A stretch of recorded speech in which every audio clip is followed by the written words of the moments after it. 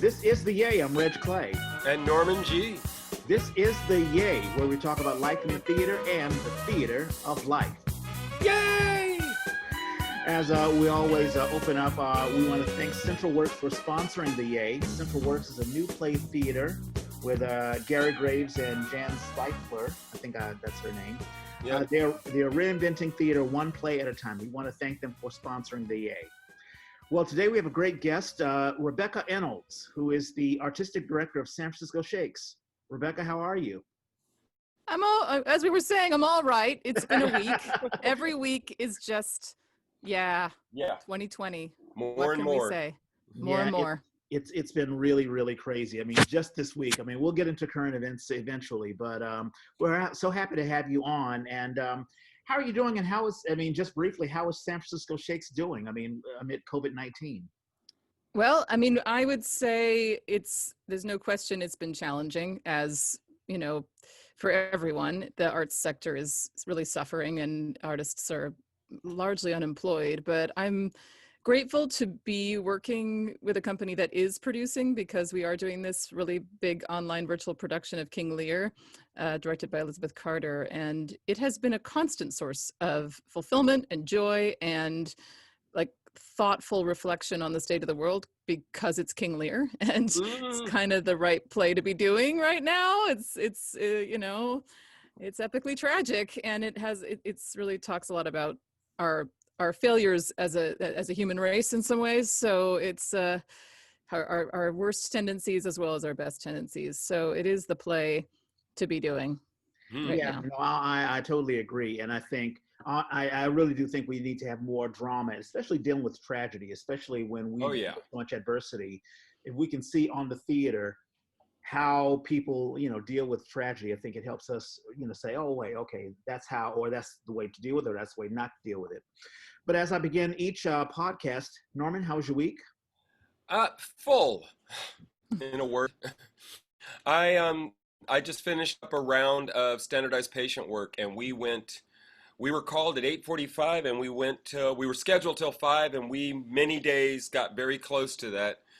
These interviews with medical students, I'm trying to figure out what condition my patient had.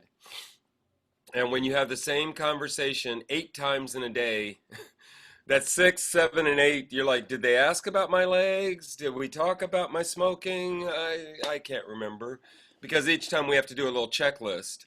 And it's sort of a game of, it's a little bit of hide and seek. They have to, if they don't ask about the smoking, I can't mention the smoking.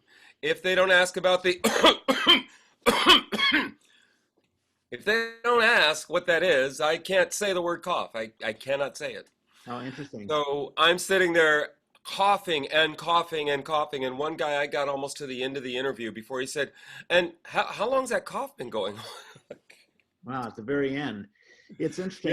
Yeah, go ahead. No, so it's been a trip. And the weirdest thing about being a standardized patient is you learned all these symptoms. So you start going, oh, I had night sweats last night. Does that mean I have cancer? Yeah. I mean, it's bizarre.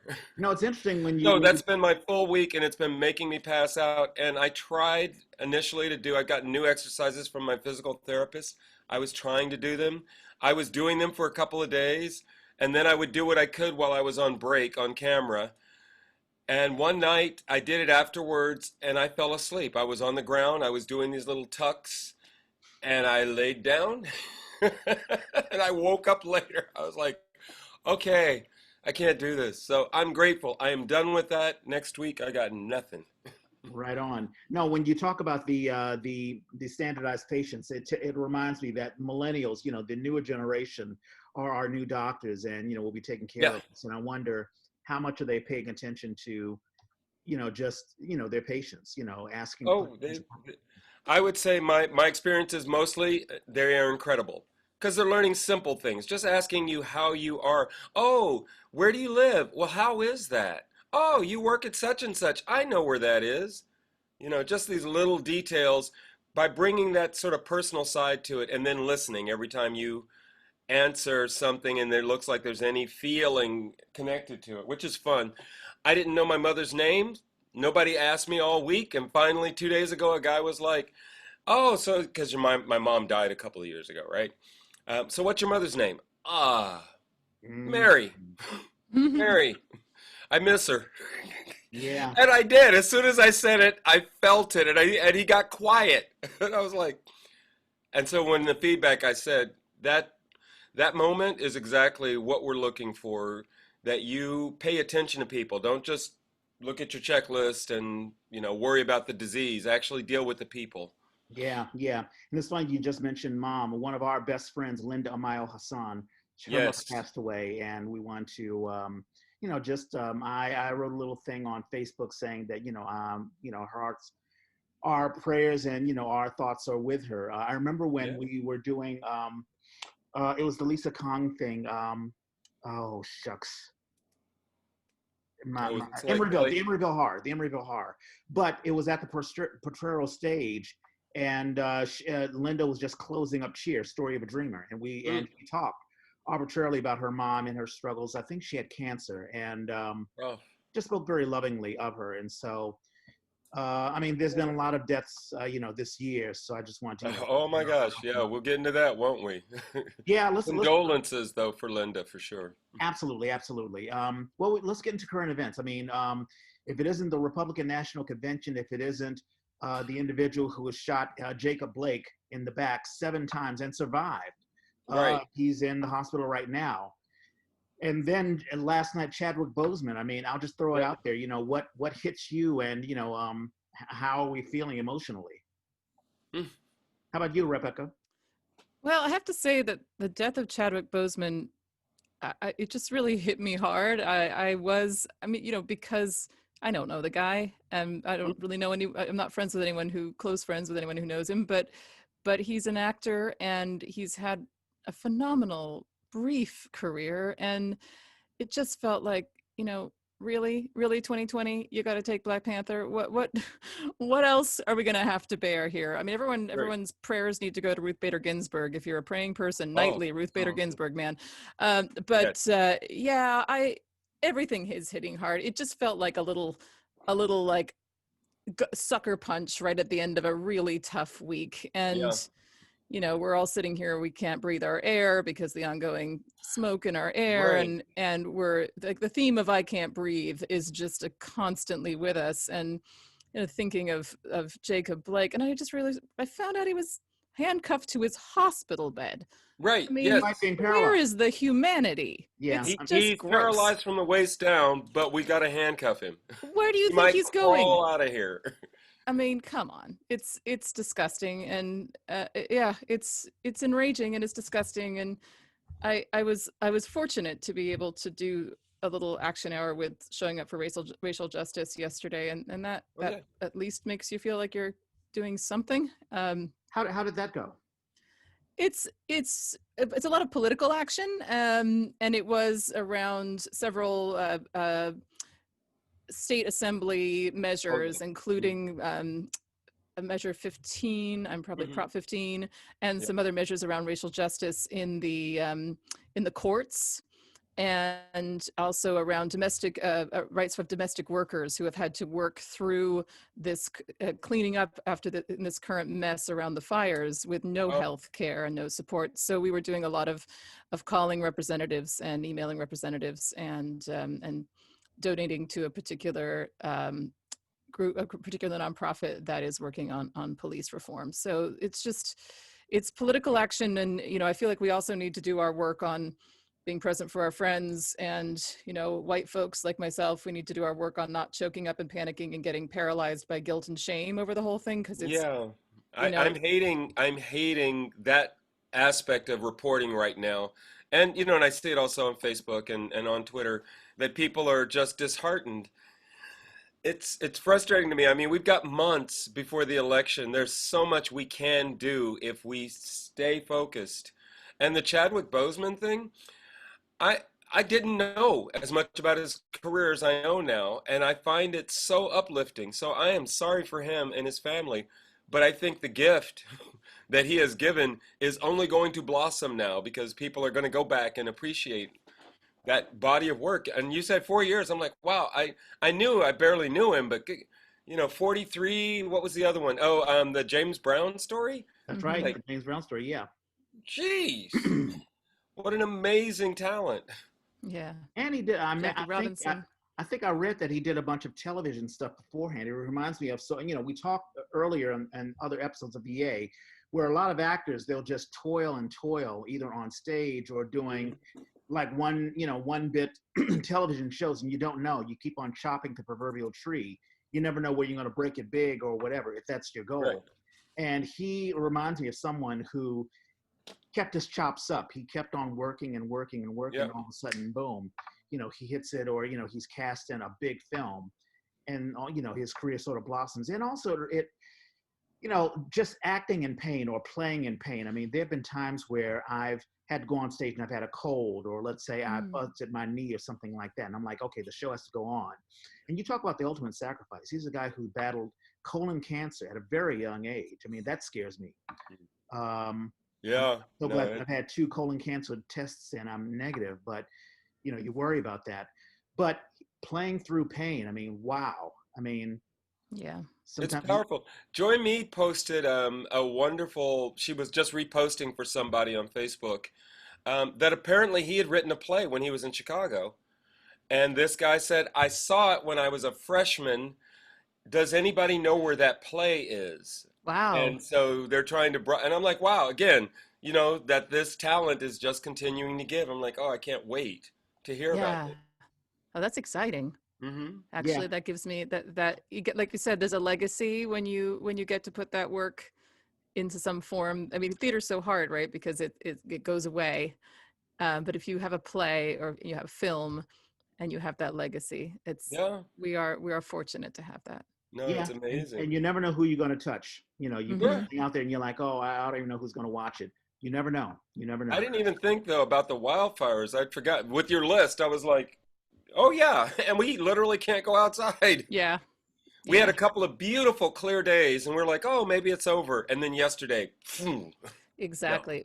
Last weekend, we had 4 actors in King Lear who were all on pause, not actors, they were company members, some were crew, all on potential evacuation. So we were like, well, Oh, at some point in the show, people might have to get up and go. We might right, not have a show anymore because they might get the call. So we didn't. Fortunately, we made it through the weekend, and none of them, they have all yet to be evacuated, and some of those warnings have been lifted. But it's, right. No, they seem like they're getting a handle on it, but it's still massive. It's huge. yeah. Yeah, yeah. Even the smoke. I mean, I work for the district attorney's office, and we have a building on Rhode Island Street, which is very close to Potrero Hills, and Mm, the smoke was getting inside the building. I've heard some of my coworkers saying, "Wow, Huh. I can't even breathe inside." And of course, yeah. we're all wearing masks inside. It's gotten so bad that you can be docked or fined, at our office if you don't have your mask, because we're not. I keep on uploading the when Gavin Newsom and the state of California, they talk about what cities or what counties are Right. okay to open or whatever. I keep on saying, Hmm. oh, man, I hope our numbers are down. I hope our numbers are down. And it's not down enough, at least No. San Francisco or Alameda. I think San Francisco's doing better. We're doing pretty okay in San Francisco. Yeah, I mean, school is still, my kids are in, my older kid is in the SFUSD, and it's all remote still, but there's these little glimmers of hope that we might get some outdoor classroom work soon. Yeah, let's hope so. So one last Hmm. question before we get into I an origin. Go ahead. and I also have one last one. I have a one positive one, so I'll end with that. Go with what you got. Oh, go with what you got. No, you go. You said you Oh, had go with what one I more, got. and Oh, yeah. No, I've got a I was positive just going one to to ask end one with. final question because there have been people who have said there have been riots in Kenosha, Wisconsin, and strategists have said that this may help the Trump campaign because it's all about Right. fear, and people are echoing 1968, where after King died, there were so many riots that a lot of conservative people just voted Nixon in, and I'm a little worried about that. I'm worried that Yeah. the protesting, or the few folks who are rioting, and also the young kid, I mean the 17-year-old kid that opened fire, white supremacist. I mean, that Yeah. blows my mind. Yeah. How confident are you feeling, Rebecca, about the upcoming election? Are you worried? Are you optimistic? How do you feel? Well, I watched the DN. I watched large parts of the DNC, not the entire thing, but I actually was really uplifted by it and inspired and felt really good coming out of it. It Yeah, was also like Biden did a really he stuck the landing. He did a really good job on that last speech. Good for him, because I've been a little anxious yeah. about Biden, and many of us have been. I was not originally supporting him, but I felt positive, and I felt like we're gonna get it. We're gonna win this thing, and then I haven't really had the, I can't stomach the RNC. I've watched clips and I've read bits, Oh, and yeah. on top of the riots in Kenosha, I am anxious that white folks are going to let this false idea that Black people are dangerous they're going to let that take over, because it's so ingrained. Yeah. And it's so it's so I support protesting is so important. It has moved things this year. We've seen what it can do, but I also see the point that there's this anxiety that it will also help the other side. So yeah, it's conflict. I'm conflicted about it. Yeah. Yeah, Norman, no, did you? it's definitely scary. That's one of the things I was complaining about, though. The reporting seems to be leaning in that direction, and I'm like, I know that's sexy headline stuff, but come on, Mm. y'all. Is there really a choice? Right? No, Is there really a choice? yeah, Norman, did the Republican National Convention, did it remind you of Triumph of the Will? I mean, Ha! I think that's what they were aiming for, but no, you know what it reminded me of? It reminded me of The Apprentice. Or The Bachelor, the stupid Melania's one of those. stupid entrance for her speech. The camera's going everywhere, and then the long hallway, and then she's walking, and then cut to another shot, and then she comes up. And that speech was horrible. I mean, it was just so boilerplate. Yes, this, no, that, blah, blah, blah, blah, blah. Be best. Oh God, be And best. that was the only thing I could watch. I didn't watch the whole thing that night. I just wanted to see her speech. I saw the speech and I was like, okay, I am so not worried about you guys pulling off anything with this. Your base is eating this up. Everybody else has to be horrified because you're not pointing to a single thing that this president isn't failing on. Everything that you're complaining about and threatening, oh, it's going to get bad. No, all those things are bad right now because of this president. Yeah. So no, I wanted to try and see his speech, and everything I read about it just made me go, no, I better just read about it and be content. Because, Yep, but on a I agree. positive note, Yes, go for it. today is National Play Music on the Porch Day. And so after we finish, I'm going to go run up the street. My neighbor put up these cute little flyers. Maybe I'll throw one up on the yay. Um, this cute little, it looks like they colored this little thing and then they got it printed really nicely. So it looks like it's cartoon, like crayon. And it's inviting everybody to come out. So we're all going to go stand out around the corner and they're going to play on their porch. Wow, that's cool. Very, And very then cool. maybe we'll do a little when we get home if the air's not bad. Right on. That's So, great. and with that, let's introduce Rebecca Ennals, and you're the artistic director of SF Shakes. Norman, I should really have you drive this interview because you Yeah. brought her Well, on. so we always do an origin story. We ask how you got your start and how you got into theater.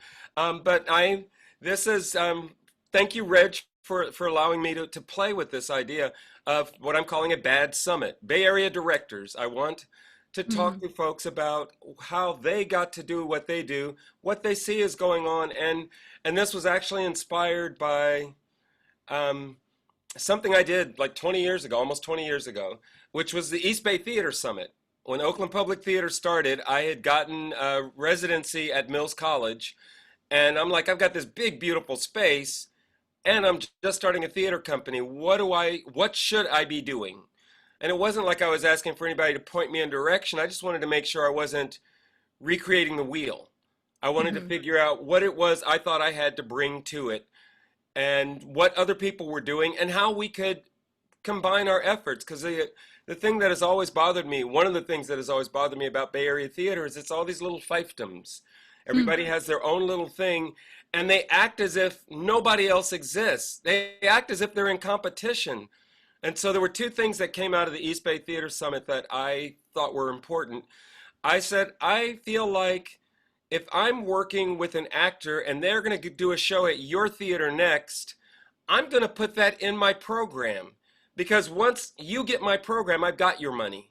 I'm not getting any more money from you. But if you see that I'm connected to, or the people that you like on my stage are connected to other theaters, you're going to feel like, oh, you are a part of a scene. I'm a part of a scene. We are a part of a scene. So that was one that I've seen now in a bunch of programs that didn't used to happen. I'm like so thrilled. And the other one is simply the same, with the same logic. My show is now, if I'm producing 2 shows a year, there's easily 6 months where I'm not going to see these people.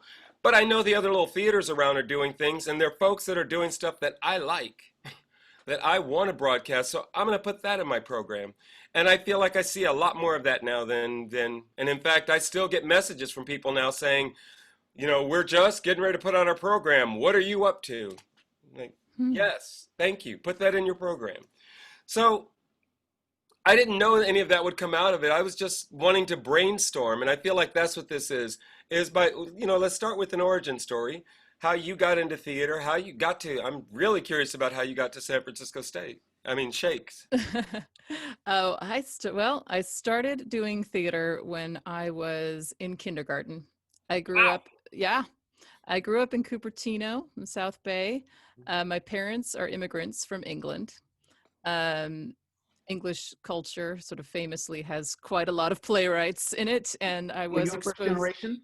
You were I am. first I was born in at Stanford Hospital, but my parents came here a little before I was born. And I spent a lot of childhood going back and forth. So I have a very strong cultural identity with the English, and I was exposed to some Oscar Wilde and some Shakespeare at pretty early on, and just had a sort of affinity with theater. And then I started doing drama classes, and by the time I was 12, I did a professional gig at the California Theater Center in Sunnyvale, where I had done quite a lot of my classes. They have sadly closed, and RIP California Theater Center. They closed just a couple of years ago. But that was the wonderful children's theater, kind of like BACT is now, and Yay. They are amazing. And shout out to them. But yeah, that just kind of stuck with me. I think my parents wondered if eventually theater was going to fall off my personal agenda, but it never did. Through high school, I did a lot of theater. I founded the theater club, the drama club at my school. It didn't have a drama club, so as a freshman, I said we should have a drama club, and then we started producing shows. So I had that little producer director thing going on pretty early on, and then in college, I decided I was trying to be sensible. So, I decided to declare an English major, which was, I don't know, if I'm not very sensible, maybe more sensible than a theater major, but that lasted about, 3 or 4 weeks. Once I got to college, I switched over to theater, and I got a degree in theater, and then I went and got an MFA at UC Davis. And then went and lived in Chicago for a while, right after graduation from grad school. How was Chicago? I love Chicago. I really do. I really couldn't take the weather very well, but I love the theater in Chicago. I love the scene. I love the people. I think it's an incredible city. I actually did a short visit and didn't get to deal with any of the theater, but saw little places, and you'd see their posters in the windows, and I was like, I was read about Chicago theater. It was nice to at least see where it was physically. Yeah, it has a real sort of culture of its own, and people talk about theater in Chicago. It's kind of like London. People actually sit down, you're sitting in a restaurant, and people talking about theater, and they're not even just talking about the big theaters, they're talking about the little theaters. You should go to this little storefront and see this thing. I think on the downside, it's a pretty patriarchal and macho theater community. Yeah. I always joked that, like, if there wasn't a production of True West going on somewhere at every moment in Chicago, then it was a really weird day. There's always a production of True West going on somewhere. Or Mammoth, I'm sure. Oh, and Mammoth, tons of Mammoth. So yeah, it was a very sexist place in many ways. And the other challenge with it is like non-equity actors just don't get paid at all in Chicago. There's just an assumption that you're volunteering. So I did find some paid gigs, but they were mostly doing educational work. So I did a lot of Mhm. educational theater. And then eventually I came back. I had been traveling back in the summers to work with the Napa Valley Shakespeare Festival, another Mm. company that's no longer around, but I had done some work right upon graduation with them, and I became their production manager.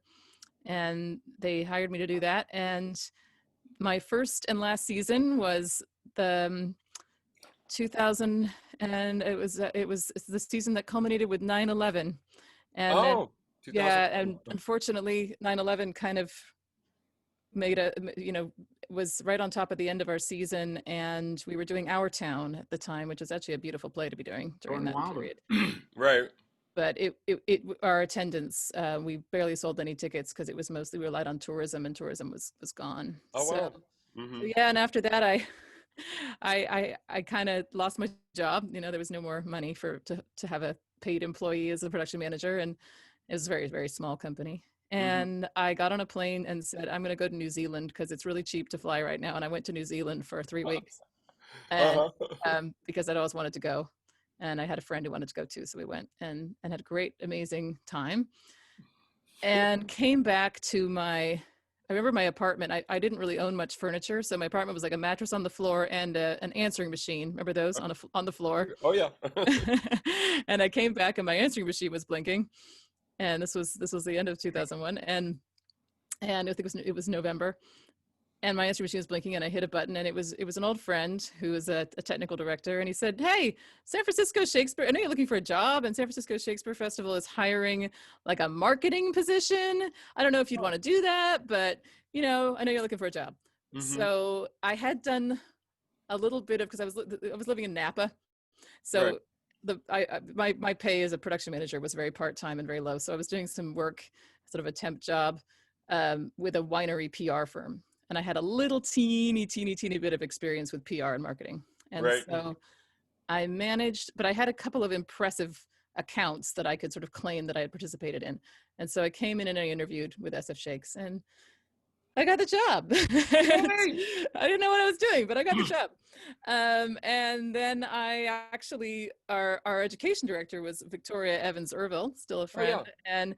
And she, in the next year, I think it was about after I've been there for about a year, she transitioned out to a new position elsewhere. And I ended up taking over the education stuff. And that was way more in my real ballpark. So Uh-huh. that's what I did for a long time. This is my 19th season with SF Shakes. So this is all, I started in February of 2002. So it's Hmm. been a long time. And I've done a lot of different jobs there. I've done a lot of, I've got a Oh, I finger in bet. everything along the way. And, eventually became the artistic director. We had no artistic director when I came in. Well, So that's what I was going to ask. So you came in after Charlie? I came in Charlie hired me. So he Okay. was the producing artistic director when I came in. But he wasn't an artistic director who directed. Right. He produced, but he Right. didn't ever direct. He hired in the directors. Yeah. And yeah, and then Charlie had some pretty serious mental health challenges, Oh, and yeah. left us in, I think it was during my second year there. He left us, and sadly about 7 years later he passed away in the streets. Yeah, no, I bumped into him over here, and we actually visited a couple of times while he was living on the streets. I was. Yeah, we would see him, and he would, whenever our tour van was driving around, he would come up and introduce himself to the tour cast, which was Hmm. pretty sweet. Like he'd say, "I bought that van," which is true, he had. Right. And yeah, it's Yeah, I remember interesting. those. I remember those times because, yeah, didn't know what was going to happen with him. The organization at that point was fairly well established, but you start wondering how powerful, how much that one person might mean to an organization. So it was interesting to see the transition, from my perspective, to see a new, because Rebecca didn't know this. We worked together last summer, and Mhm. Rebecca didn't know this when she hired me, but I had worked with SF Shakes way back in the day. And so I've definitely been watching them all this time and wondering what was going on. So it was nice to see that transition, to see the Phoenix rise, to see the organization continue. Yeah, I mean, I think it was a rocky little period in the middle, but we had actually started working with Ken Kelleher at the time that Charlie left, Right. and Ken provided a certain amount of stability as a resident. He wasn't an artistic director, but he was the guy who always directed Free Shakespeare in the Park for a while, and that gave Right. it some stability. And then Toby Levitt, who's still our executive director, took over as executive director. She had been the managing director and sharing the executive power with Charlie, and then she just took on the full executive director position, which Yay. she still has. I But was yeah, gonna, is Charlie still around? I mean, where is he gone? No, Charlie no, died. yeah, he passed away sadly. We had a He was on the beautiful street for years, 7 years. Yeah. and just wasn't. I don't know. I mean, we talked. We talked a bit. He was very forthcoming about his situation, but he just didn't seem to see a way out of where he was and what he was doing. Yeah, he had I don't know what if he had an official diagnosis, but it appeared that he had some challenges but with either bipolar disorder or schizophrenia. Right. He was hearing voices and seeing things that weren't there, and he was self-medicating, so there was a lot Yeah. of addiction going on. But it is, and he knew, what his closest friends have always said is that he knew he made a choice, and he actually chose to live the way that he did. And Yeah. as we were all just feeling horrible during the memorial, we had a beautiful memorial in Golden Gate Park in the field we used to do free shakes at. You remember that field probably, Yes. Norman? Yeah. Yeah, Bunny Meadow. And we had a beautiful memorial, and all the actors, from so many years, so many people came, and a close friend reminded us that, Charlie lived life on his terms, and he wouldn't want your pity, Right. and that was that. I've tried to think about that. That for him, that he looked at his choices, and he had other choices. He was offered other choices, and he did make that choice. And it's interesting. I mean, it took us a long time to really even talk about Charlie as an organization. It was a painful subject, I think, Yeah. for a while. But now we're quite openly, we talk about him and his legacy. And one of the things that matters to me a lot is that, starting with As You Like It, that you were in, Norman, we Mhm. began to work with organizations throughout San Francisco that serve our neighbors experiencing homelessness. And It was, yeah, that was amazing. We had a liaison. Was that the official yeah, a cultural consultant, basically. cultural Yeah. consultant? And who was wonderful, and we are still in touch. Yeah, And Jade's great. yeah, but I had a couple of friends, and Charlie was, I consider him one, who were homeless, and I was like, I'm not going to let go of my friendship. I don't know how to manage this, and it's funny, in both cases, I was like, you can come to my house and have a shower if you want. And they would take me up on that. And I was like, okay, I feel weird. I don't know what else to do, but I also came to respect that people make choices. And one friend he was on the streets he was homeless for a couple of years, mostly living out of his car. And then decided he was ready to get a regular job and get a place to stay. And I think it was those friendships that helped him to continue and move forward, move through that period. With Charlie, I felt like, because I had so much respect for him, I was curious. I was like, what happened? What's going on? And he, like I said, he was forthcoming about it, but I realized I could hold on to that respect. Hmm. I could respect him trying to make decisions about what he wanted to do with his life. Yeah, it's hard because I think that's specifically Charlie, right? There are people who would really desperately love to have have shelter Yeah. and be housed, and then there are people, people are different, and we can't make assumptions. It's there's an incredibly diverse group of people who are unhoused, and we can't make assumptions about any of them. But in Charlie's case, this was something he chose to do. Yeah, no, Um, I hope we can tell more of those sorts of stories, because I think those are fascinating. But so yeah. you get into the company and suddenly you're making your way up through the ranks. Yeah, I mean, I love education work. I still do. I consider us to be a mostly educational company. I mean, even our main flagship Free Shakes for the Park show, the audience are often not a typical sort of subscribery old. There's definitely an old white audience there, but there are often people who are like, this is my one show a year, or this is my, Right. I have a couple of traditions, and Free Shakes is one of them. I try to see this show, and so they're not necessarily the standard theater audience that that really say, like, well, I've got subscriptions at this many theaters and blah blah blah. And a lot of that has to do with, I mean, I really like it as a parent of young children. We're one of the few places that parents can say, like, I love this. I always see this in the park, of the young couple coming up looking really, really underslept with the stroller. And I look in the stroller, and there's this tiny little newborn, and it's like, oh, they're out of the house for the first time. Right. They have not gotten out of the house, and now they're just coming to the park, and they know they can stand and watch a little bit of the play, and no judgment if they walk away after 15 minutes, right? Like, they're just Right. going to listen to a little bit. They're going to see how long the baby stays asleep. They're going to see what needs to happen. If the baby needs to eat, the mama can go and sit somewhere and do that. I had my baby. I have two babies. I had them in the park. I had my second baby in rehearsal for Midsummer Night's Dream in 2018 every single day. So I know that it's a space that where we don't have to do the whole Mm-hmm. sit still and in the dark and behave yourself thing. You know, it's a different space. We hope it's a welcoming space. And we know it's a space with a lot of flexibility for those who can't experience theater in ways that are sit down at 8 p.m. and don't move until 10:30, you know? Right. Well, I feel like the company has evolved in this time to be very family friendly, period. I mean, a lot of the staff and the actors, the talent, the designers and folks are people who have family. We saw lots of kids last Yeah, summer. yeah. I think it's a And I feel value. like we'd be remiss if we didn't mention your partner. Where did you guys meet? Oh, Ryan Tasker is my fabulous partner. He's amazing. Can't imagine a better person to be stuck in a house with. So Ryan and I met in the lobby of Pear Avenue Theater in Mountain View. Mm-hmm. And we were introduced by Meredith Hagedorn and Diane Tasca, I believe, the two artistic directors who were using that space at the time. Mm-hmm. And he was new to town. He had just come up from, so he's from the San Bernardino area in Southern California, Inland Empire.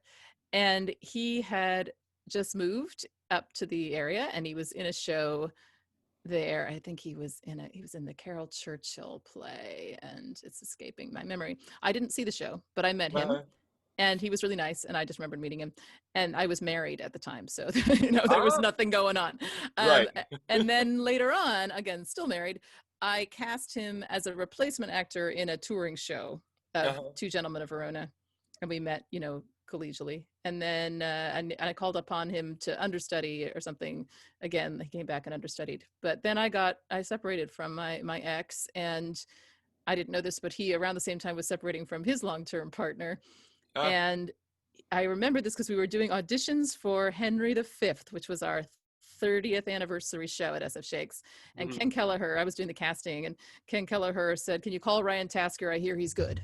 And I was like, "Oh, I know that guy." So, I was like, "Oh, he's an acquaintance." So I called him up, and he said sort of subtly, "I hear you've moved back into San Francisco." And I was roommates with Michael Barrett Austin at the time. He had offered me when I had to leave my living situation, and I was staying with shout out to my dear friend Leticia Duarte. She was giving me a place to stay for a little while, but it was temporary.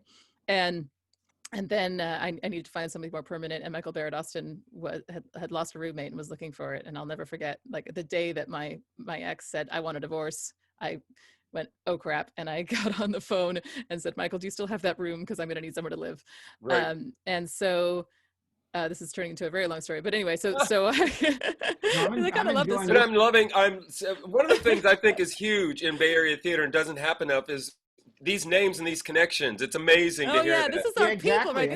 We look after each other here, and I love that. I love that Leticia was there for me when I needed that, and I was so fortunate, and I ended up in that apartment. And then Ryan was like, "I hear you're in San Francisco. Do you want to get together for coffee?" And I went, And so that evolved into going to see a couple shows together and having a meal together. And we got to, and then he offered to help. It was like Thanksgiving weekend, and I needed help moving out of my old place, my old apartment in San Mateo, where the ex was going to be out of town. So it was the time. And he just we had barely reacquainted ourselves with each other. And he was like, "I'll come and help." And he helped me move all this stuff. And I was kind of a mess. So it was like very rough emotional time. So he really helped me move everything out, along with some other, including Michael Barrett Austin and Rob Dario. Some other good friends helped me out. Rob Dario's giant truck, which I could never survive without. Wow. And so and so we did that move, and then we kind of went from there. Kind of just kept going, and eventually Michael got married and moved out and to his beautiful wife Emily. And then we decided, I had a roommate for a little while, a couple of roommates, and then we decided that we were going to give this moving in together thing a shot. And that was well over a year later, and more than, was it 2 years later? Right around that time. And then we found out we were pregnant with our first child, like the weekend that he was moving in. So Wow. so we it was really actually incredibly joyful news. We were hoping to have kids, and I had been warned that at my age it would take a while, and it didn't take that long. So Damn. it was Yeah. very, very joyful news. No, Ryan is somebody I didn't even know about until a few years ago. We did a reading with Word for Word, and I'd never even heard his name, but everybody was talking about him, and I was like, okay. And then so we did. It was a George Saunders piece. It was actually George Saunders was doing the what is it called? Like City. It's an radio interview show where they do it at the JCC, and Yeah, I know the one you're yeah, talking about. City Arts and City Arts and Arts and Lectures. Lectures. Yeah.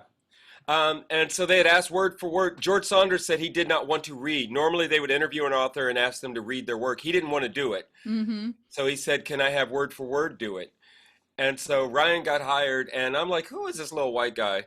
And he was just so solid and wonderful, and everybody spoke so well of him. And I'm like, it amazes me every time I find out how many people there are that are happily making theater around the Bay Area. I don't have a clue.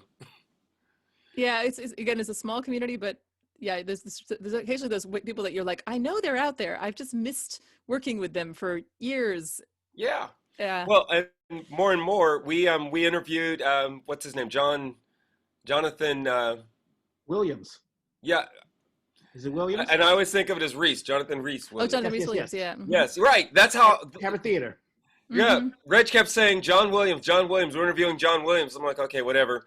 And then I realized who he was. I looked it up and I went, oh crap! And I've never met this man, but I've heard his name my whole time in Bay Area theater. Mm-hmm. So it's always wonderful to have to still find these connections. And so then when I found out that you and Ryan were together, I was like, well, damn, isn't this a small world? Yes. Yeah. People actually, Ryan, it's interesting. Ryan had an online Zoom rehearsal with Word for Word last night, and with dear friends like David Moore and Gendel Hernandez, and then of course the grand appearance by the children. Like everyone's really in it to see like I think Ryan, I think they hire you because they just want to see the little faces go pop pop in the middle of the Zoom meeting. It's cute. So I'm curious because we mentioned your children a little bit. You didn't grow up in a theater family, did you? No. Although they like to claim a little theaterness. My father always talks about playing head and gobbler at his all-boys school in Southern England.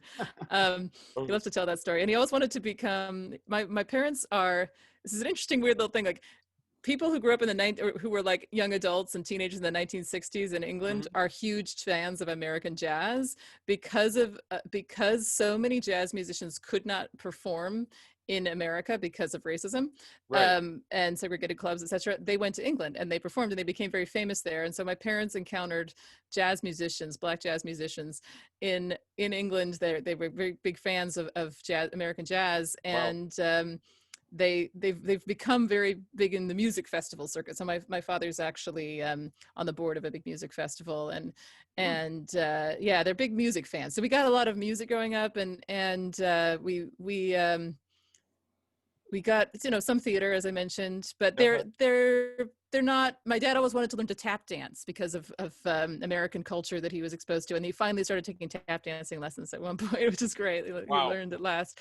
I was a tap dancer as a kid too, so I always loved tap dancing. But they just kind of let me. I mean, it's the biggest blessing I got for them is just like the sort of do what you want thing, because they're scientists. My dad's an engineer, and it's a good thing that he is or was. He's retired, but that's what brought him to California, to America. My mom is a chemist, and it's a really good thing that my dad ended up in Silicon Valley in the field of engineering, because he did not come from money, but he made money, and him making money allowed me to do silly things like theater, because they've always supported me. They've always been like, well, go do that and we'll pay for it. Yeah, no, I was just thinking Cupertino, especially in the 70s, that's where a lot of the scientists, especially computer scientists, sort of, you have Hewlett Packard and Steve Jobs told a story where he was a young kid and he did an internship, just a cold call. But a lot of the great scientific, especially computer scientific achievements happened in Cupertino. So Yeah. Yeah. I get the feeling your dad was around all that. He was around all that. He loves to tell the story about he had just graduated from college and he was working at this firm in this I probably could say it wrong, but some kind of engineering company in England. And in those days they didn't each have a phone. There was like a collective phone that whoever was walking past it would pick up. And so he happened to pick up the phone when this major Silicon Valley startup of the time of the late 60s was recruiting. And he kind of looked around and went, well, I guess it's me. And so if any other guy had picked up the phone, he might not have gotten the interview and the call. And again, my dad grew up in very modest circumstances. And so they were suddenly like flying him to America and looking for a house for him and agreeing that, of course his wife could come too. It was quite I think it was, my parents are like many English people. They don't necessarily talk a lot about themselves, but they I imagine them in those days. I've seen they were big time. They went into the full hippie thing in late 60s in California. Wow. They saw a lot of music festivals. They went to a whole lot of music festivals. Do you have siblings? I have a younger sister who's she's less than 2 years younger, so we're quite close. And she lives in Orange County in Laguna Beach. Yeah, and she's got 3 kids. So involved in the arts at all? She, it's interesting. She never did theater in the way that I did, but she always enjoyed it. She did a little bit of theater. And now she's actually recently, she's had various jobs. She worked for Disney Interactive for a while.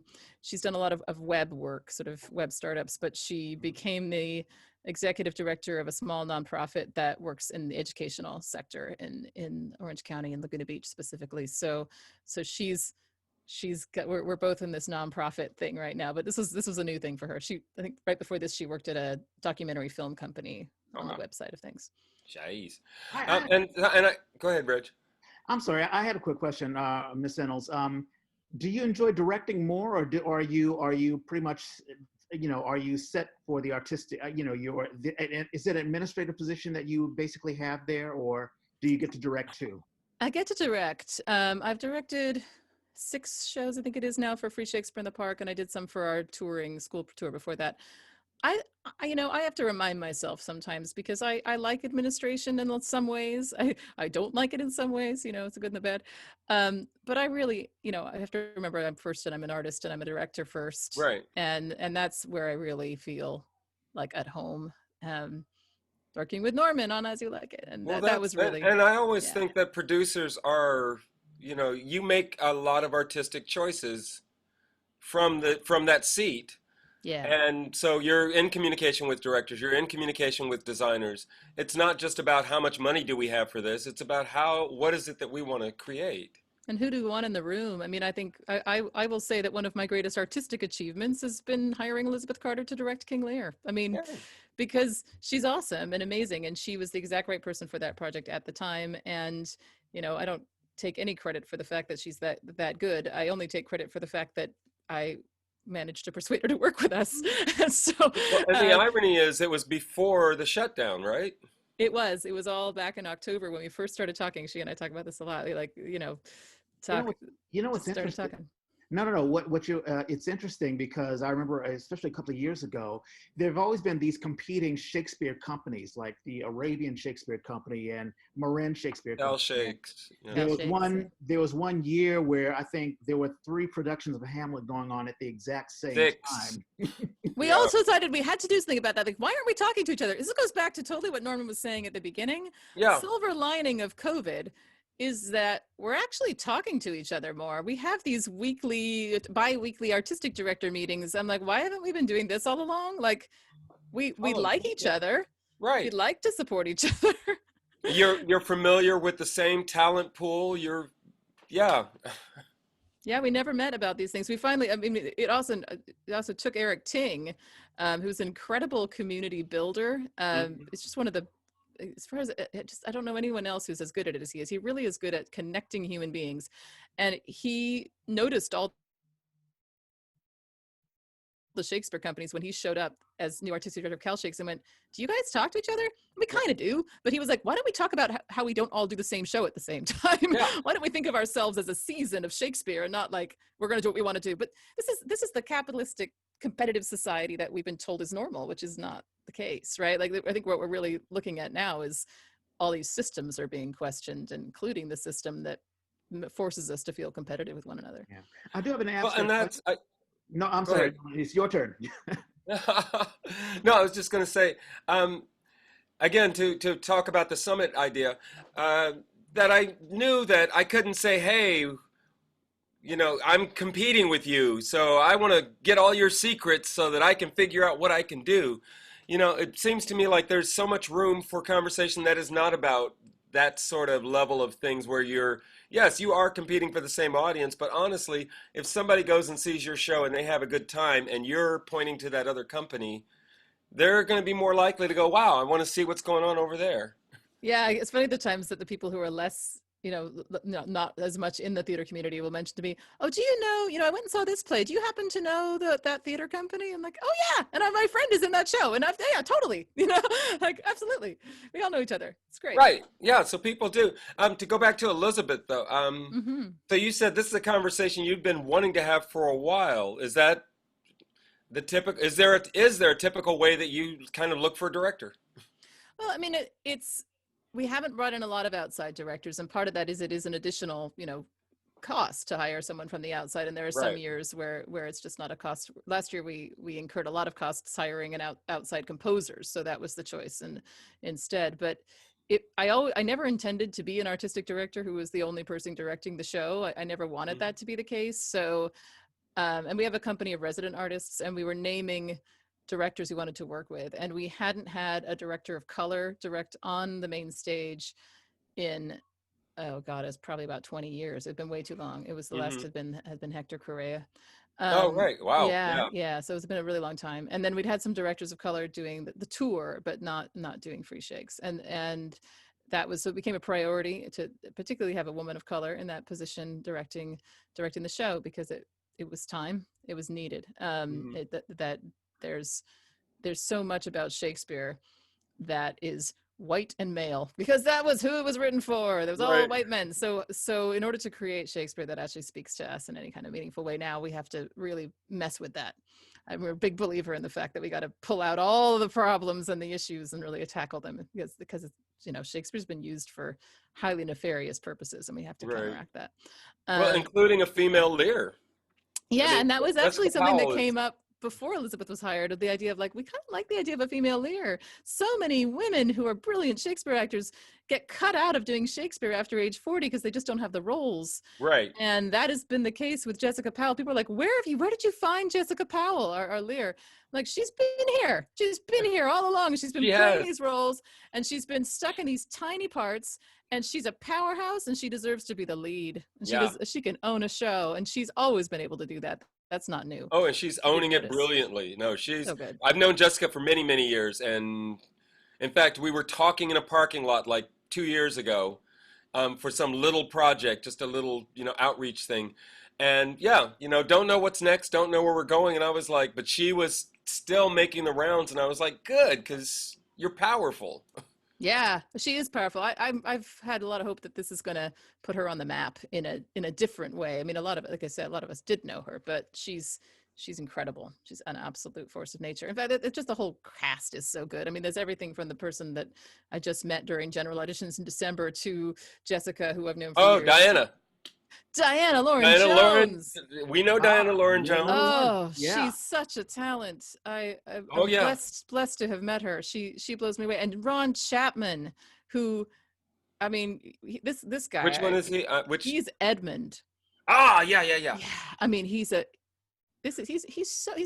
done. I mean, his resume is, he's done a few shows with African American Shakes. He's done a few other things, but his talent in his brain. I mean, he's so smart, and so he out nerds me in the Jacobean writers department. He came in and did an audition from Middleton, and I was like, okay, who are you? Because this is amazing.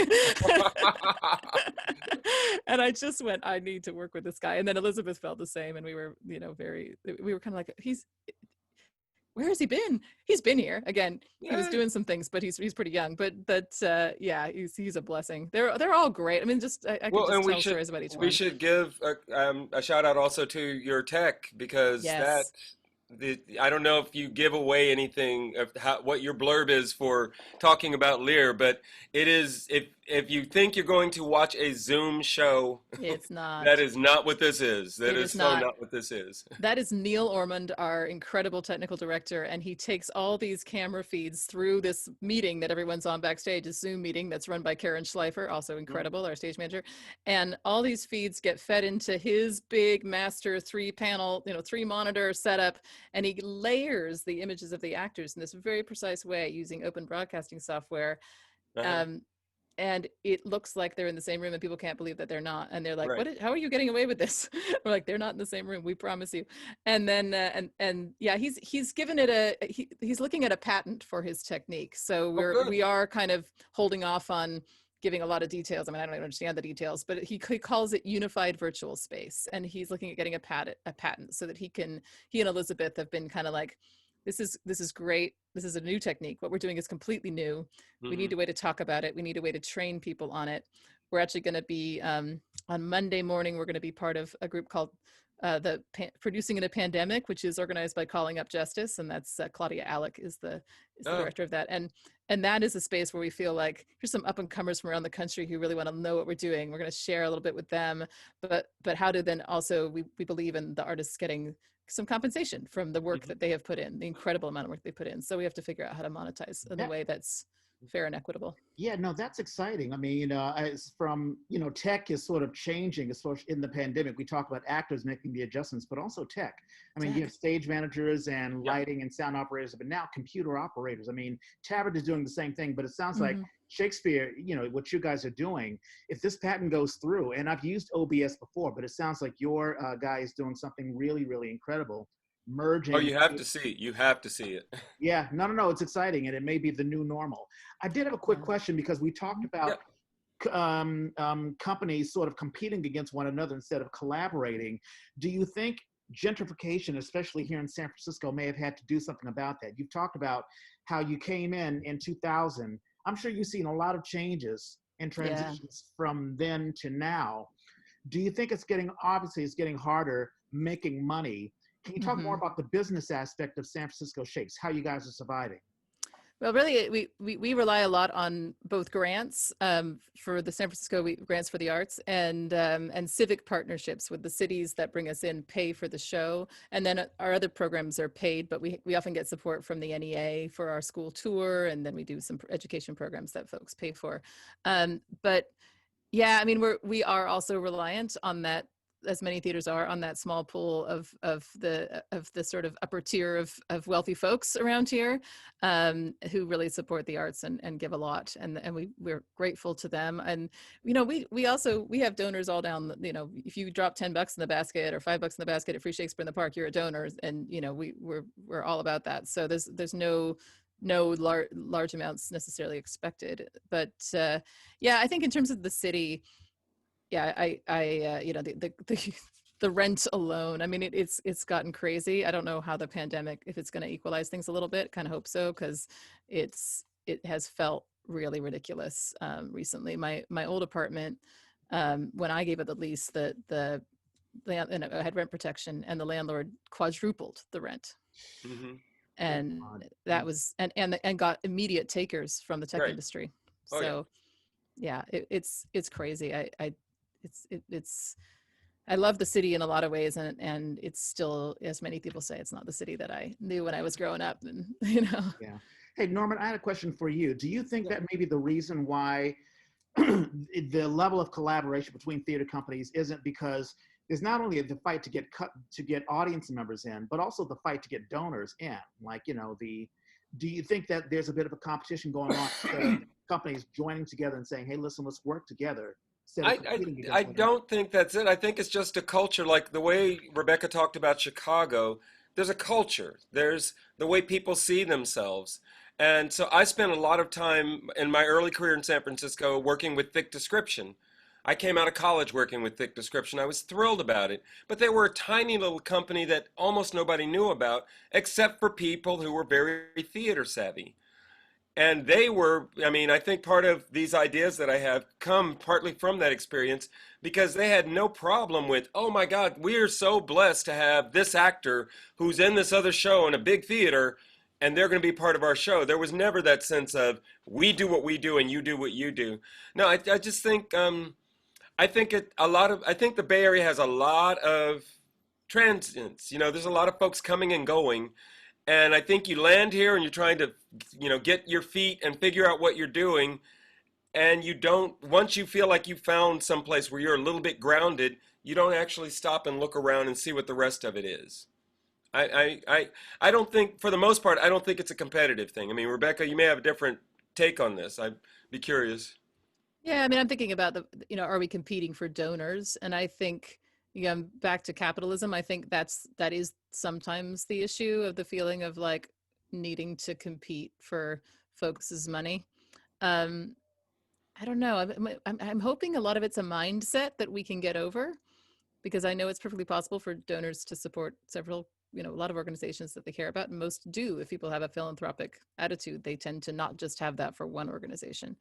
Well, and you have your Yeah. niche. So, I mean, like, even though Yeah. you do Shakespeare, there's all the social justice and all these other aspects that are very much a part of the identity of San Francisco Shakespeare. Yeah. So an Definitely audience true. member who comes knows that's what they're going to get with that experience, as opposed to going out to Livermore, where it's a very different vibe.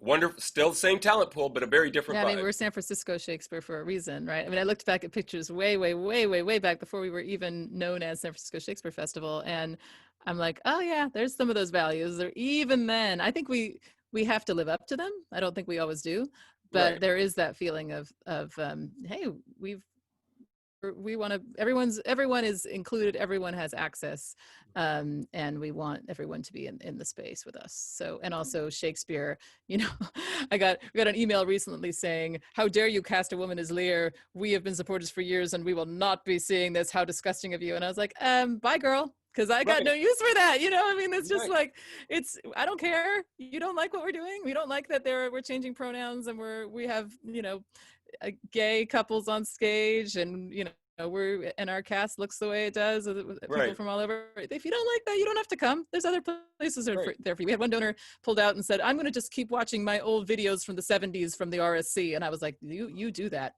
Ah! You just watch Oh! those old videos and we're fine. We don't need your money if you can't support what we're doing. Ah.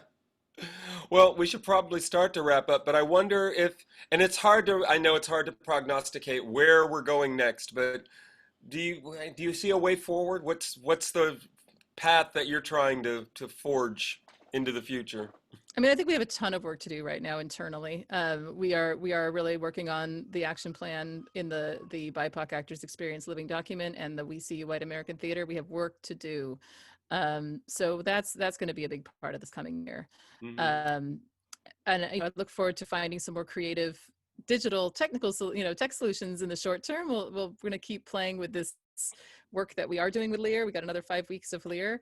And then a lot of things for me, I'm trying not to try and predict too far ahead. I know there's going to be some decisions that we need to start making in November about what next year looks like. And I think there's going to be some belt tightening unless some real Right, angel investors come through and help and put us back in the park in the enormous footprint that we've had, as Norman, like the big stage and the big set and the the right, big casts. We may be looking, if we are in person next year, I think it might look a little different. It might be leaner. It might be in partnership with other companies. I don't know. We're oh, still trying to work out what that could hmm, potentially look like to get us back out there as soon as when we when it's safe. That's the other thing, is really like right. when it's safe. We're not charging out there until Actors Equity feels, gives us the contract and tells us what we need to do, and we can do it. And they So just, and they just, who was telling me? Somebody was telling me that they just pulled one. They were like, no, yeah, they you, did. you can't, it's not safe. Oh, that's what it was. Formerly Ubuntu, Yeah, Oakland Theater. Oakland Theater Project. was about to put up a show, and they were like, not in your area, not when you are ground zero of Alameda County right now. Yeah, and we got to listen to that, and of course, they did too, and said, okay, we're going to postpone. So But you yeah, do believe live theater will go on. oh yeah, I mean, it is going on. This digital stuff, there was a whole lot of, is it really a theater going on in the beginning, mostly by male artistic directors of large companies. Right. And we were like, well, we're doing it, and we think it's theater. We really do. We think Peter Quo called it video theater at one point. I like that description. Oh, It's what it is. that's It's a nice live. description. Yeah, it's live. It's not film. Right. It's video theater, and it does have some of that communal experience. Not the same. We still like it better in person, but we can keep the community engaged, and we can keep going with what we're doing now until it's safe. And so I'm not sitting here like pounding on the door going like, let us outside, let us outside, let us in back in the theater, let us back in the theater.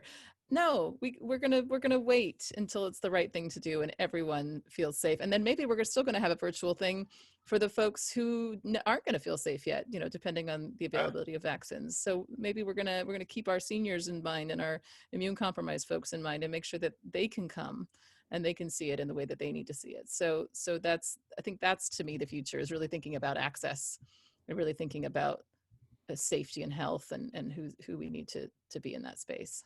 Yeah, I think it's exciting because, I mean, just as a viewer, I mean, we're offering, I mean, every time we watch YouTube videos or videos from, I don't know, Netflix or whatever, it's content created by other people. Now we have theater. Not only do you have people within the community creating theater on stage pre-COVID-19, but now the theater is coming to, your iPhones or your iPads or a Zoom stream or whatever. Oh, yeah. And it's rather exciting. I mean, as an actor, I'm like, wow, I actually, I'm on video now. Now Yeah. I can sort of show, I mean, I don't know, as far as the restrictions and copyrights or, who owns the access or whatever, but I could say, hey, I was on San Francisco Shakes. This is the URL. This is the website. You can view it. And that's something I could put on my portfolio. So I think this is a new era. It's interesting how in diversity, actors or creatives create new ways. It's just like what you were saying, Norman, if you have a black box theater and you're like, oh my God, the constraints. But as a director, you're like, okay, how do I work with the constraints and create something new and interesting? We like constraints. Yeah. It makes the decisions easier. Yeah, and it gives you have to think creatively, right? Just to think about different ways. And that's, I mean, Neil and Elizabeth, that's them. That's what they did. They said, we have all these constraints, and how are we going to do this? And they did it incredibly.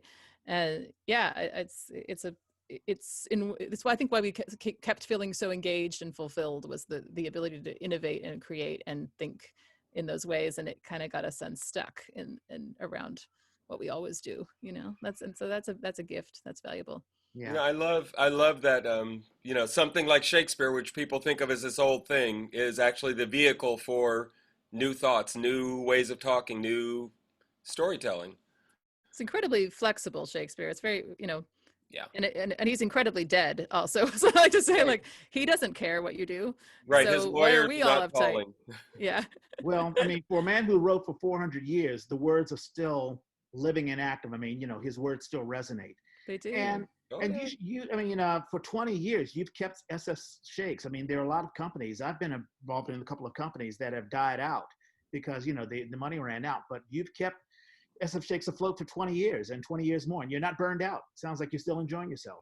I am. I'm enjoying myself. I think I won't be here forever. I'd like to know what my second act might be, and I there are some people, and no judgment, who are like, I'm going to be 50 years at the same company. It's my home. It's where I am, and right. And that's great for them. And I don't think that's necessarily me, but I look forward to, I want to pass it on better than when I want to make sure that when it is someone else's turn, that it's a place that's welcoming and supportive of all. So, that's part of the work now.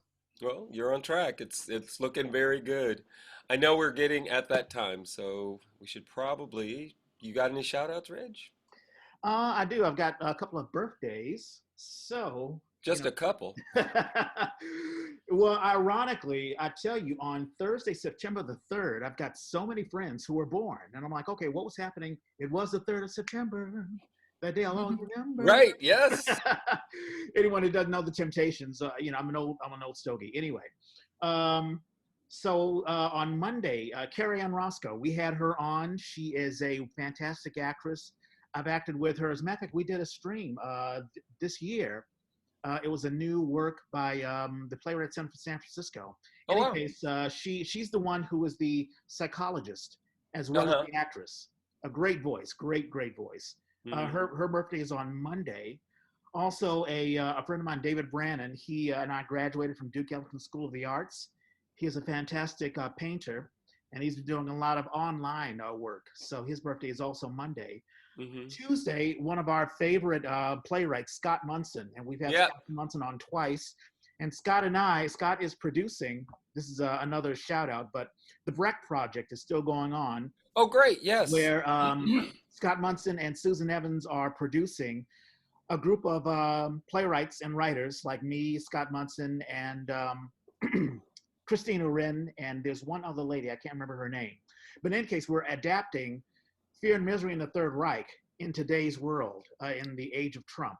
And we're trying to get it out. I think we'll have the video feed probably a week before the election day. But I'll be advertising more on it. But Yay. Scott Munson is Tuesday, the 1st, so we want to give it a shout out. And on the 3rd, Joyce DeMonico Huh, she is a fantastic Korean actress. She was in, we were talking about Shakespeare, but she was in, I think it was 12th Night. It was Generation Theater with Deborah Cortez and David Valaire. In Uh-huh. any case, she's a fantastic actress, and I think she's streaming something even right now. But in any case, her birthday is on the 3rd. She's fantastic. Also on Thursday, Sheila Viramonte Schultz. We brought her and her sister Anita on. Ah, right. Yes. And matter of fact, it was Sheila who won the Shelley Award for the show that I was in, Women on the Verge of a Nervous Breakdown at the Town Hall Theater. Fantastic singer, fantastic actress. Also Thursday, a guy you may know, Dorian Lockett. His birthday is Thursday. Yep. Oh, Dorian, he's so lovely. I just worked with him. We just did a shots last week. Ah, there you go. We got to get on. I want to get him on the A. Also, Christy Newsom. Christy Newsom, she's actually in Connecticut, but she and her husband, Eli, they were a part of Ray of Light Theater way back in 2004. If you probably see a poster, Bat Boy and also Debbie Does Dallas the Musical, that is the picture of Christy Newsom before she was married. And it was one of those great love stories where the two of them met on the stage of Bat Boy. Christy had a boyfriend. Eli was already married. At the end of the production, they had both let go of their partners and they fell in love. And they're still together, have 2 kids, and they're living a wonderful life. And they actually opened up a theater company in Connecticut. So they're doing nice. really, really well. On the 4th, Michael Vega, I believe I've acted with him. He acts in Theater Rhino, and I think I've worked with him with Ray of Light Theater as well. So his birthday is on Friday. And Saturday, a week from now, Kathy Ferber, and she and I acted together in Women on the Verge of a Nervous Breakdown. She is a wonderful, I believe she's in her 60s, and we had her on the Yay, and she talked wonderfully about her mother being a career actress and her meeting all sorts of luminaries from the past, from the golden age of television, Lucille Ball, and we had a wonderful time talking, and that's, I forget what episode that is, but Kathy Ferber, she has yet another birthday. Happy birthday, Kathy, and that's my list. Okay. I've got Daryl Ross, who you'll remember from when we did the Richard Wright project. His birthday is today. Oh, Nathaniel, Daryl, yeah. How's he doing? I don't know. Okay. We'll find out. I'll make sure I tag him in this. Nathaniel Justinano, who also goes by Nate or Natty. Amazing performer. He's one of these when I met him, he was a younger man who is just incredibly talented. And then I saw him, Mara got to play for We Players when they were doing the Scottish play at Fort Point, which is one of the coldest venues I've ever been to. But he was just so amazing as he kind of walked us through the play. And I knew him as sort of a goofball, a dancer goofball type, and suddenly he was just this solid actor. It's like, wow. You got Scott. Erica Smith is somebody that Oakland Public Theater, I'd known her before then, but I got to hire her for a play we did and I'm spacing on the name of it right now. Finding Claire, about a adoptee who goes to find her birth family, and the playwright hadn't written it as a mixed race thing, but I was like, well, it says the dad was some guy from like the West Indies or something, so I'm gonna make the main character, mixed, and that was Erica, and she was so fantastic, and she's got, I believe, triplets. I think they have three boys. Oh God. Linda Tillery's birthday is this week. And if you don't know her, she's an amazing musical powerhouse in the Bay Area. And she was one of the people who helped create Black Odyssey. That was at Cal Shakes and was supposed to So be, I good. don't know, did it actually make it to Ashland or did it get suspended? No, no, it was something that was going to open later in the season. So hopefully it'll be back when they're able to be back because it's such an incredible piece. Yeah. Susan Jane Harrison is actress in the Bay Area. I say actress, she's teacher, director, and she's written her own pieces. She's amazing. Joya Corey is also somebody from Finding Claire. I'd never noticed that before. These two actresses. Joya does a lot of teaches a lot of improv in the Bay Area, and so I was happy when I got to hire her for a very different type of role. She played a cranky old lady. And she didn't expect that. She thought, oh, this is just I'm just sitting in a wheelchair. And I'm like, no, you're the dominant force in this family. I need you to come with it. And she did. It was great. Jesse Franklin Charles Vaughn. What a name. Young man that I got to see at Anton's Well. I think the play was called Dirty Butterfly. Wonderful, powerful young African American actor. You said Joyce. You said Dorian.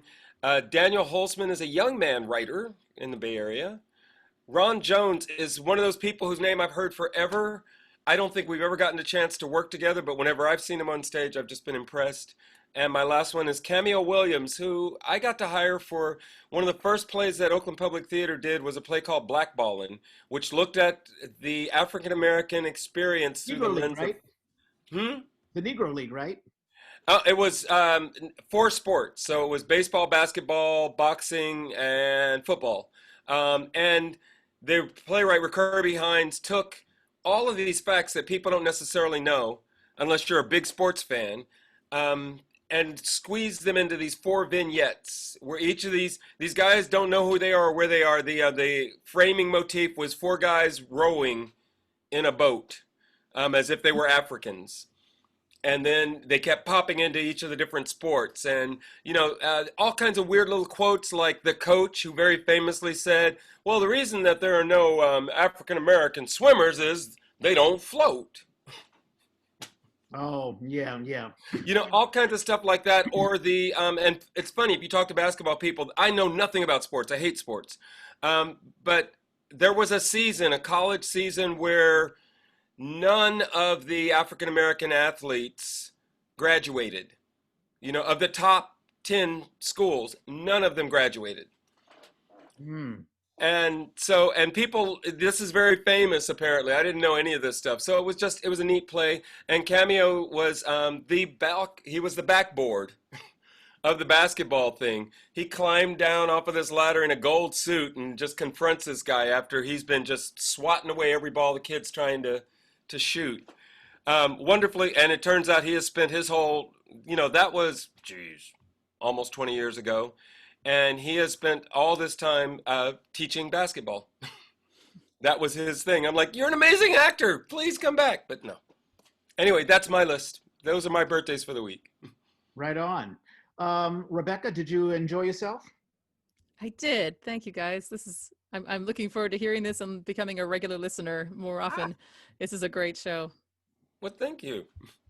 And thank you for kicking off our what's the Dad BAD, Summit. Dad, Bay Area directors. Yeah, we want to get the directors on because we want to know, how can we get a more collaborative effort among all of the Bay Area theater companies to connect together, to share, to collaborate, to help all of us grow, especially in these days. Yeah, I'm hoping that, but even if at the very least, I just want to hear all these different perspectives, because I don't think people realize, like, for example, Robert with Anton's Well does stuff that nobody else does. And, that's who I'm trying to bring in, folks that can talk to us about what this scene is and how they are a part of it. Yeah. So Rebecca, thank you for starting us off. Thank you so much. Really appreciate it, Reg and Norman. Thank you. Sure, no problem. Well, many of you are listening to this on or looking at this on YouTube. So if you're on YouTube, please subscribe, like, give us a thumbs up. Or if you are, have issues with what we're doing, let us know in the comments section. If you're listening to this on the podcast app, you can listen to us on any app that you listen to your podcasts on. We're on Spotify. We're on the iTunes Music Store. There's a little tab where you can click on to listen to podcasts. And we're also on SoundCloud.com. You can download the SoundCloud app or just go on SoundCloud.com. The Yay was created by theater people for theater people. If you have a show you want to advertise or if you just want to advertise yourself, let us know. Hit us up on Twitter, Snapchat, Instagram, Facebook. I'm at Reg Space Clay. And I'm at Who's Your Hoosier. Rebecca, is there a place where people can reach out for you? I would say I want to just share the website for sfshakes.org. It's sfshakes.org. It's where people can find the link to the free King Lear production, and I can be reached through that as well. I'm sometimes on social media, but I'm not a Twitter person. But you can find me on Instagram and Facebook just with my name. So Wait, but isn't there Twitter for SF Shakes?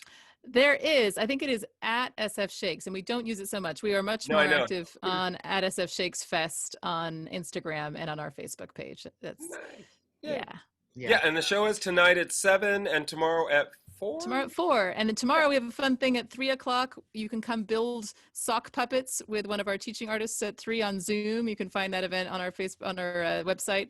And I think it's on Facebook too right now. And that's free. Yeah. So like half an hour of sock puppet building. And then at 3:30 on YouTube, you can watch our green show when you'll see why we're building sock puppets, because Christian Haynes' Very Silly Green Show has some sock puppet performing in it. It's really fun. So wow. Tune in at 3:30. You can see the green show as well. Yeah, we'll have a link. So King Lear, now can people should people go on sfshakes.org to check out King Lear? Yeah, you can link directly from there. You can also hunt for us at San Francisco Shakespeare Festival. Just hunt for it on YouTube. We have a site directly there if you're doing it from your TV, or you can click through on your device. And we'll put a link. We'll put a link in both on YouTube and also on our podcast feeds and also on Facebook, because people should see it. And it's only 2 days. After 2 days, it's gone, right? Oh no, we've got after this weekend we actually have 4 more weeks. We go through September 27th, and we actually have a Labor Day show. Labor Day show at 4 o'clock on Labor Day. We're just like regular Free Shakespeare in the Park, but when it's gone, it's gone. We are on an equity contract. It is live theater. We cannot release a recording later the way that some people have been doing. So you have to see it now. And I know that a lot of people are like, oh, it'll just be available later. No, it will not. You have to see it live. I saw somebody with a message about that. Well, can't I just look it up? It's like, no, it's live. If you don't see it live, you're not seeing it. It's gone when it's gone. Just like old TV that some of us may remember. All righty. Oh yeah. So thank you so much, and we'll have a link to that. We'll have a link to the live, to the feeds and all that stuff. Great. And as we always say, we gotta find a better sign off. And we are out. Everybody have a good, wonderful weekend.